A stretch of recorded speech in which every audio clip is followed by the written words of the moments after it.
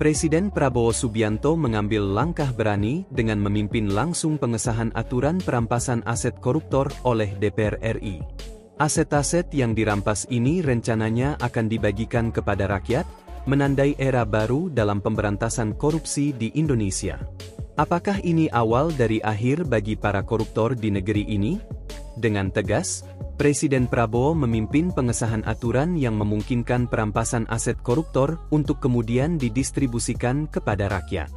Langkah ini tidak hanya menunjukkan komitmen pemerintah dalam memberantas korupsi, tetapi juga memberikan harapan baru bagi masyarakat yang telah lama dirugikan oleh praktik korupsi. Namun, apakah implementasinya akan seefektif yang diharapkan? Bagaimana reaksi para pejabat dan politisi terhadap aturan baru ini? Pada hari ini, DPR RI dikabarkan mengesahkan rancangan undang-undang (RUU) perampasan aset yang dipimpin langsung oleh Presiden Prabowo Subianto. RUU ini memungkinkan negara untuk merampas aset hasil tindak pidana tanpa perlu memidanakan pelaku, sehingga saat ditetapkan sebagai tersangka, aset koruptor sudah bisa dirampas oleh negara. Langkah ini diharapkan dapat mempercepat proses pengembalian kerugian negara akibat korupsi. Menteri Hukum Supratman Andi Agtas melaporkan kepada Presiden Prabowo bahwa RUU perampasan aset telah siap untuk diajukan ke DPR. Presiden Prabowo menekankan pentingnya RUU ini dalam upaya pemberantasan korupsi dan meminta agar proses pengesahannya dipercepat. Beliau juga menegaskan bahwa pemerintah berkomitmen untuk memperkuat sistem hukum guna memastikan tidak ada celah bagi para koruptor untuk lolos dari jerat hukum. RUU perampasan aset telah menjadi perbincangan hangat di kalangan masyarakat dan pengamat hukum. Beberapa pihak berpendapat bahwa aturan ini akan memberikan efek jera yang kuat bagi para pelaku korupsi. Namun, ada juga yang khawatir tentang potensi penyalahgunaan wewenang dan pelanggaran hak asasi manusia dalam implementasinya. Apakah Anda setuju dengan pengesahan RUU ini?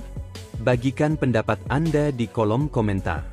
Selain itu, RUU ini juga mengatur tentang pengelolaan aset yang terdiri atas 9 jenis kegiatan, yaitu penyimpanan, penggunaan, pemanfaatan, pengawasan, pengamanan, pemeliharaan, penilaian, pemindahtanganan, serta pengembalian aset.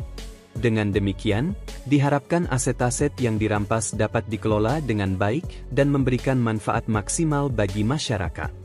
Pengesahan RUU perampasan aset ini merupakan salah satu upaya pemerintah dalam mewujudkan misi Astacita yang dicanangkan oleh Presiden Prabowo dan Wakil Presiden Gibran Rakabuming Raka. Pemberantasan korupsi menjadi salah satu fokus utama pemerintahan saat ini, dengan harapan dapat meningkatkan kepercayaan publik terhadap pemerintah dan memperbaiki indeks persepsi korupsi Indonesia yang selama ini stagnan. Namun, tantangan terbesar terletak pada implementasi aturan ini di lapangan.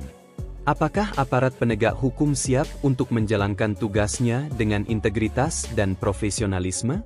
Mampukah pemerintah memastikan bahwa aset-aset yang dirampas benar-benar sampai ke tangan rakyat yang berhak?